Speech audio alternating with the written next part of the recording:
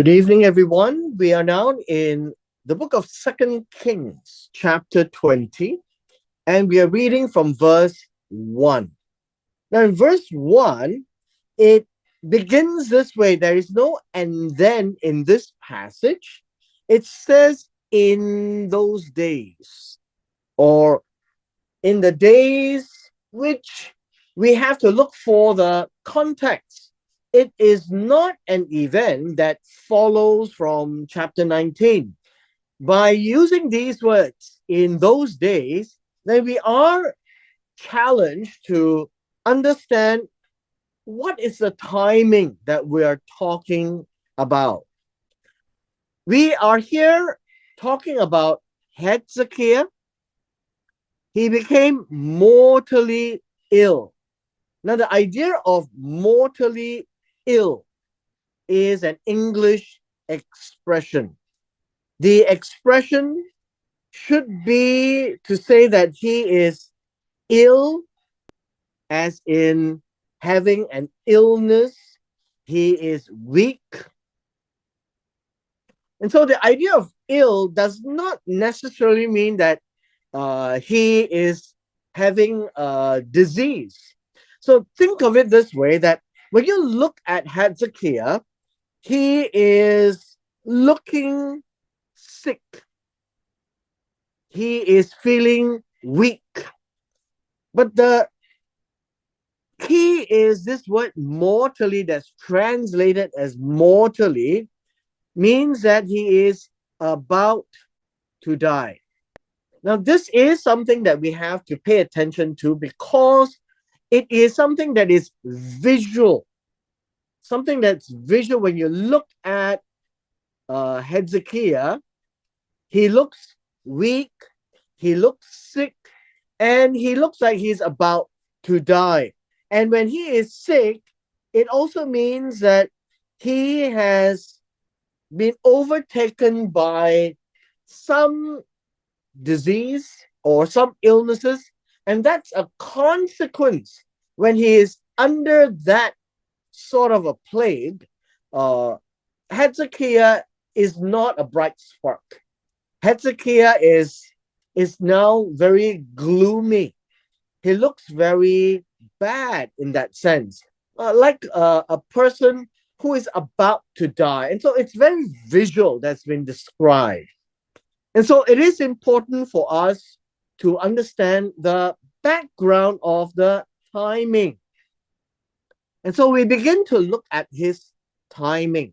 He is actually 25 years old when he became king. He was 25 years old. And this is Hezekiah. His father was Ahaz. Now, Ahaz is a king who wasn't very faithful to God. And although he faced challenges from the northern kingdom, who joined forces with the Syrian kingdom, wanting to attack Judah, Judah went to seek help from the Assyrians, who went to attack the Syrian. But then eventually it led to a point where Ahaz had to be a vassal state to the Assyrian kingdom. Now we read in Second Kings. So we see this in Second Kings chapter 18, and we read in verse 2, that would be the time when he became king. So we see here, Second Kings chapter 18 and in verse 2. Now, he ruled for 29 years. And that's what we have here, 29 years in this verse. So let's draw a line. So the entire duration is 29. In Second Kings chapter 18 and in verse 13, right about here, Second Kings chapter 18 and verse 13, and this would be his 14th year of reign. He will reign for 29 years.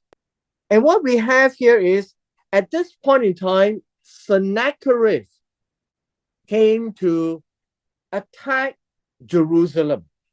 And so we have a balance here of 15 years. So much of everything we read in chapter 19 about Sennacherib happens in chapter 19 of Second Kings. So what's happening here is we read that Sennacherib was defeated by God, and God told uh, King Hezekiah that he will live to see the first year, the second year, and the third year to eat of the fruits, and that God will protect the city and the throne of David. Now, that was an episode uh, independent of everything, and we read this in Second Kings chapter 19 yesterday. So now that we come to chapter 20, we are trying to decide where do we place this event. What we do see is in chapter 20 and in verse 6, we see here in Second Kings chapter 20 and in verse 6, and which we will read a little bit from now, we do see this episode, which also takes place here, which tells us that at the time before Sennacherib, so we see here, before Sennacherib attacked Jerusalem, he also was terminally ill. And so two things happen right around this period of time. It is important for us to understand that in chapter 19, God promised Hezekiah that he will live to eat of the first year, the second year, and the third year. And so this episode must have taken place before the saying at the end of chapter 19, before Sennacherib attacked Jerusalem. Now, this is a very serious but yet sad case because two things happen right at this point in time, and they are both not very good. One is Hezekiah is about to die. God confirms this scenario. And Isaiah the prophet, the son of Amoz, came to see him and then said to him, "This is what Jehovah says." He says, "Set your house in order, for you are going to die and not live." Now, let me explain a little bit here. It says here, "set your house in order" is an English expression. This is English. The Hebrew expression really says, give orders to your house, command your house. Now, basically, it says, Hezekiah, give your final words to your household, your final commands to whoever needs to do anything. And so this is an English interpretation. Set your house in order to mean that you should go and say what you need to say and instruct what you need to instruct and tell who you need to tell before you don't have a chance. And that would be the English expression. God is saying that you are going to die and you shall not live.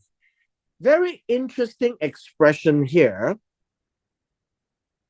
You are going to die is an A. You shall not live, it's a B. The idea of not live means you won't be alive, you won't be breathing, you won't be moving. You are going to die means your end of existence is about to happen. So basically, it's saying the same thing twice. It's a very poetic way of saying that, yes, Hezekiah, time's up. In verse 2, we are told, and then he turned his face to the wall and then prayed to God. Now, this is something which the Jews today takes an example from here that the proper prayer is preferably with the face to the wall. Now, what does that mean? It means that you have the wall and the face should be facing the wall. Now, this expression here is interesting. Now, what do you mean by face to the wall? People today face the wall at the Western Wall. Many people would turn his face and face any wall for that matter. Hezekiah faced the wall. For what purposes, we can only speculate. We can speculate that he is in a state where he doesn't know how to handle. Sennacherib is nearby. He is about to die and he doesn't know what to do. And so he turns his face to the wall so nobody could see his lips move or guess what he's going to say. But at the same time, when he faces to the wall, he will have a full concentration on who he is praying to, and that would be to God.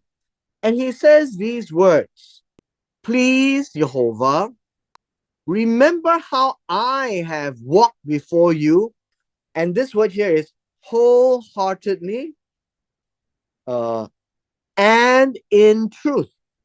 Now, this word here, wholeheartedly and in truth, should be reversed. The first word in Hebrew is really in truth, truthfully, or trustworthily. And the second part here, with a complete heart, And that's how in the Hebrew, the English is swapped here in this particular translation. But the idea is Hezekiah is asking God, remember that Hezekiah, have conducted his life in full dedication to God, that he is committed to God's instructions. He is committed to what God wants done. And he has done what is good, what is tov in your eyes. And so he is appealing to God that he is merited. Now, he is merited because his life shows.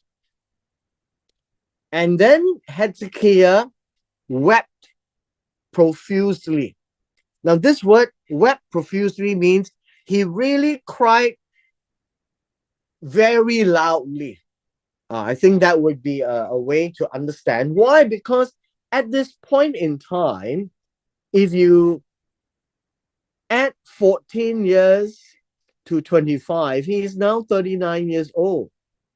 Considered very young. And he does not want to die. And so he prays to God, but he doesn't pray to God to heal him. You notice in this prayer that is left for us to understand, we need to understand that Hezekiah is not praying for healing, but indirectly he might be, but he is not wanting to die. That's why he's weeping profusely.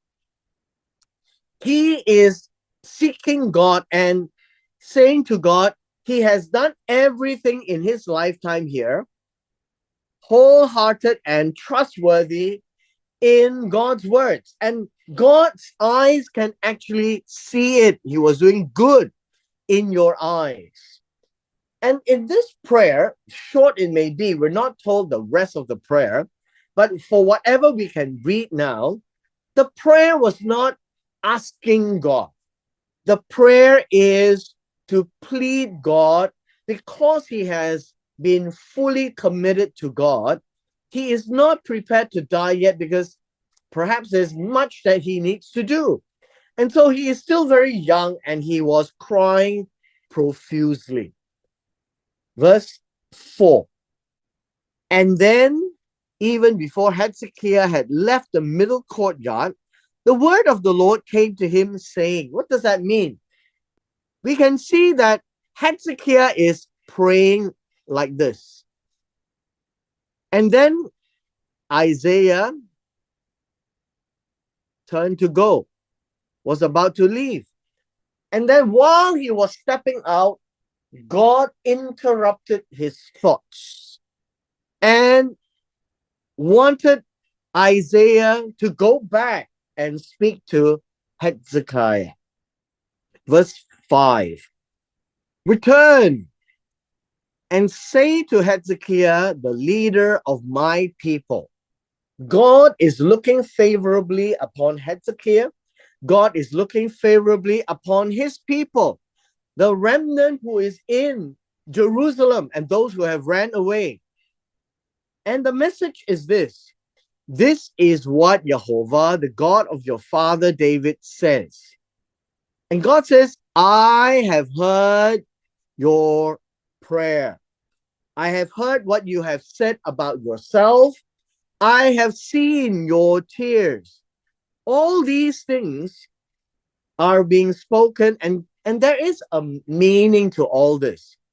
Tears is very profound because that would be genuine tears to plead God and to be very humbled, to know that he is not prepared, he hasn't finished doing what he has set out to do. In the prayer, God heard him, that he has done everything good in the eyes of God. Now, if you notice, had Hezekiah been terrible, had Hezekiah been doing evil in the eyes of God, we won't be reading the prayer. And in this prayer, Hezekiah, although he did not want to die, was honest to God that his life is dedicated to God. It is not the right time to die. There is more to do for God. And he is appealing to God, very similar to how Moses appealed to God at Mount Sinai when God wanted to destroy all of the Israelites and start again with Moses. Now, it is incumbent upon Hezekiah then to appeal to God. So what is God saying now? He says, look, I am going to heal you. Now, this word heal literally means to restore. I am going to restore you. That is what healing is all about. He looks sick. He is about to die. Now, why is that so? In the olden days, there is a concept of the Book of Healings. The Book of Healings is what the wise people, or what we would call doctors in the past, would use herbs and roots and all these ideas and knowledge to apply onto sick people and to attempt to heal them. Now, understand this, that over time, if you just depend on the doctor, then you forget that the herbs that the doctors pick from the wild is actually made by God. And God was preparing all this so that the body can be restored. And so when the doctor runs out of ideas, like in the case of Hezekiah, he is about to die. There's nothing in the book that would suggest that he could do anything to become whole again. And so God says, I will restore you, I will heal you, means that God is going to do something to enable Hezekiah not to die. And it says here, on the third day, you shall go up to the house of the Lord. Now, interestingly, in Hebrew style and Hebrew language, it's always the third day. You give yourself 1 day, 2 days, and on the third day, you will go and see things are going to be fine after 3 days. So it's a Hebrew expression, after 3 days, meaning on the third day itself is after 3 days, even if it's a part of the day on the third day. So on that third day, go and give thanks to God. God is speaking through Isaiah, and God is saying, and I will add 15 years to your days. It says here, your life, in the Hebrew, to your days. And then the second part is what was mentioned yesterday in chapter 19. It says, and I will save you and this city from the hand of the king of Assyria. I will protect the city for my own sake and for my servant's sake. So we have this. Number one, in green, God deals with that. Number two, God deals with the terminally ill. God will add 15 years. Now, what does add 15 years mean? Now, to many people, when we're not aware, everyone has a natural length of life. And the natural length of life for Hezekiah was this, but because of the illness that he had, it was cut short. It was cut short. It means this: every human life has a natural end, but it was cut short by the illness. And so God says, I will give you 15 years. And basically, what this would mean is this is the shortened part of the life. God will find a way to restore his illness, that he is not going to die, and he will continue to live that 15 years. A natural lifespan is normal because after the flood, God shortened the lifespan to about 70. And so we'll find that barring illnesses, barring wars, barring somebody trying to kill you, barring an accident, eating something wrong or get poisoned, a natural course of life in today's world is 70. And so what that means is God is going to restore so that his illness is not going to cut short his life, and he will continue to live all the way till he is 29. And so we find that God says, I add these years to your life. Essentially, is saying, I won't let you die now. You can continue to live, and that will be your natural course of life. Verse 7, and then Isaiah said, Isaiah then gives the remedy. The remedy is take a cake of figs. And so these would be figs that are all mashed together into a cake. Now, figs have a kind of a juice, a latex that comes out on the skin. And when it touches human skin, it really irritates the skin. If you eat a lot of figs, it will irritate your bowels. And so figs naturally has an ability to protect itself. And Isaiah has suggested to use a cake of figs. Now, we're not told that God said this to Isaiah, but I am inclined to understand that God had said a little bit more to Isaiah than he would have mentioned to Hezekiah, because this is for Isaiah to do, not for Hezekiah to do. And so Isaiah did this, and we are told, and then they took it and placed it on the inflamed spot, and then he recovered. Now, this idea in verse 7 literally means this. The English is a bit problematic. This word here, the inflamed spot, is a boil. Something has happened to Hezekiah, and his immune system is reacting, very similar to the boils in Job, that the doctors of the day had no solution. Here, the doctors of the day had no solution to Hezekiah. The boil is the expression of the body fighting the illness, and he was supposed to die. Here and then, after he applied, it is a miracle because fix is bad for the skin, but now the fix may have secreted the latex and it went into the boil and the miracle happened. He recovered. Now, this word recover in Hebrew means he was alive. He was not going to die.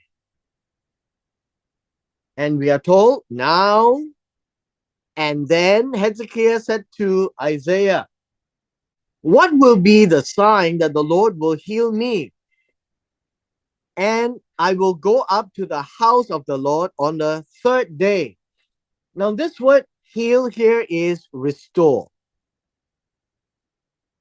Even after Isaiah had done this work of taking the fix and placing it on the boil, and perhaps the boil just went away, Hezekiah wasn't so sure that he is still going to live. And so this idea of that the Lord will heal me means that the Lord will truly give me that 15 years that I will go up to the house of the Lord on the third day. What is the sign that he can see? Now, Hezekiah is having a bit of a trouble holding on to God's words here. Verse 9. Now, verse 9 begins with an and then, which is missing. After Hezekiah had asked that strange question, what is going to be the sign? What can I see from God? Now, obviously, when God does a miracle, God will show the sign. Yesterday, we read that God says, the sign will be this. You get to eat the produce in the first year of the same year, the next year, and the third year. And then the remnants who survive will come back and they will grow things and they will consume. So that's something that Hezekiah can see, that Sennacherib is not going to destroy the city. But we're not talking about the city here. We're talking about Hezekiah's own concern about his life, that he's about to die. Yes, the boil is gone. And then Isaiah said, this shall be the sign to you from the Lord, that the Lord will perform the word that he has spoken. What is the word that God has spoken? 15 years that God will add, which means that he's not going to die, that he will live for another 15 years. So what is the sign? Now that he's not going to wait 15 years, now that it's going to happen, that God is going to do the word that he has spoken. The question was presented to Hezekiah. Shall the shadow go forward 10 steps or go back 10 steps? Now, this is a very interesting question, I would say. The idea of steps is an interesting idea. Just understand that it is a form of a measurement. So think of it this way. We have a sundial. We have a sundial, and the sun is going to cast a shadow. The shadow itself is going to be here. And so we have a shadow. The question that was posed to Hezekiah is this: shall the shadow move forward by 10 steps or move backwards by 10 steps? That is the picture. Please understand. Shall the shadow go forward by 10 steps or go backwards by 10 steps? Please understand one thing. It requires the sun to actually casts a shadow. The sun casting a shadow would also mean that the sun is either setting or going back up. So, in order for the shadow to move forward, the sun will have to set. That's number one. In order for the shadow to move back 10 steps, right? Move backwards 10 steps. The sun will have to rise. And this is number two. I hope you can see this. Forward, sunset. Back, sunrise. In Eastern thinking, when the sun sets, and even in our modern day conversations, when a person is at his sunset years, it means that he is closer to the time of dying. So sunset always indicates a period of time that is closer to death. Now, the sunrise years would be a period of time that is going to be longer from the point of death. And so when the shadow goes back 10 steps, basically, Hezekiah is asking, I want to live. I want time to live. And so we read in verse 10, Hezekiah, and so this is, and then Hezekiah said, it is easy for the shadow to decline 10 steps, meaning move forward 10 steps. It's easy because it's a natural thing. The sun will always set, the shadow will get longer and longer. No, but have the shadow turn backwards 10 steps, which means he wants to see his life improve by 10 steps. We read in verse 11 then. And then Isaiah the prophet called out to God for help, called out to God in prayer, called out to God in response to what God has told Isaiah to ask Hezekiah. Now remember what we have covered in the previous chapter. When God listens to the prayer of Hezekiah, God responds by speaking to Isaiah the prophet, and Isaiah the prophet will then speak to Hezekiah. It is not a direct conversation between God and Hezekiah. Same thing here. So God speaks to Isaiah. Isaiah presents to Hezekiah this question. You want the shadow to go forward 10 steps or go back 10 steps? And Hezekiah understands the message. And it is a puzzle, if you want to call it that way. And it shows that Hezekiah is still very sharp. And so he says, turn the shadow backwards 10 steps. And so in verse 11, he calls out to God, and then God brought the shadow on the stairway back 10 steps. And so this is a shadow that was on the steps. So the question that he asks is, you want the shadow to cast 10 steps forward or 10 steps back? Which we are now told had gone down on the stairway of Achaz. This sundial was made by Achaz, his father, and it is to tell time by the casting of the shadow. And so what he has seen now is what God has shown, that the shadow on the stairway went back 10 steps. And so now we learn another lesson. The lesson is this: the sign that he wants to see from God is now seen. By the fact that he can see this shadow going back 10 steps, and I don't know how that can be achieved scientifically, but this was shown Was it shown only locally there? Was it shown in some other way? I'm not sure. But visually, he saw that because it's a miracle. And with that, Hezekiah seeing this sign, he now understood that his life will be longer. He's not going to die. The boil that has disappeared literally means that God says what he means and means what he says to show Hezekiah, one who is loyal, faithful, trustworthy, done all the things that is good in the eyes of God. He will get to continue to do just that. Now, I hope that we understand this passage of 11 verses.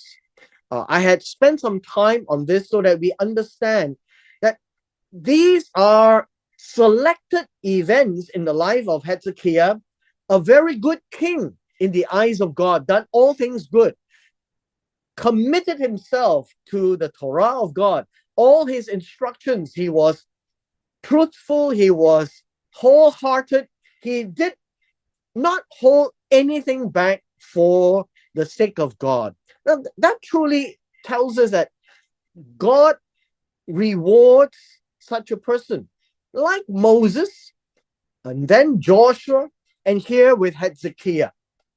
Hezekiah is an epitome of someone who has done all the right things and faced all the unexpected bad things. One, he faced with terminal illness.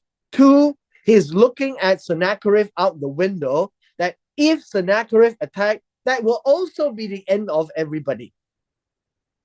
So doing good in the eyes of God is not about to expect God's blessings, really.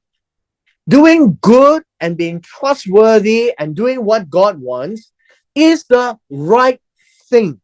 See, doing the right thing means God will be pleased. It is not an exchange of I do this, you do that for me.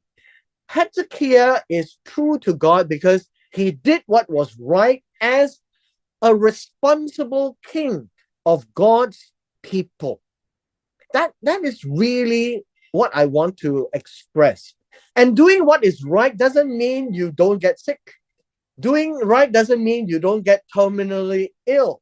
Doing right doesn't mean you don't face unspoken problems like this, the disaster of the army of Sennacherib about to wipe out the whole of Jerusalem. And so, interestingly, in this prayer that we read, that Hezekiah made to God, and he says, yes, I've done all these good things. And what does he mean? He means that he wants to continue to do what is good in the eyes of God, to present such that the people can follow God throughout the days of his life. That will give glory to God. That will continue to promote the righteousness of God and the justice of God amongst the people. And God's name will be glorified. That's exactly how Moses did on Mount Sinai. It's all about God. And it's nothing about himself. He never asked for healing. He said that if he had the chance to continue living, he would continue to do this so that the people will continue to learn what is right. Now, God did all these things because of his name. God did all these things to protect Jerusalem, to protect the city, to protect the throne of David, so that Hezekiah is not about to die just yet. That Hezekiah gets to continue to be the good and loyal king of God, and Sennacherib will be destroyed. And Sennacherib will have to go back. And it's to show the people and the world that God does protect his interest in Israel, in this case, Judah, the throne of David.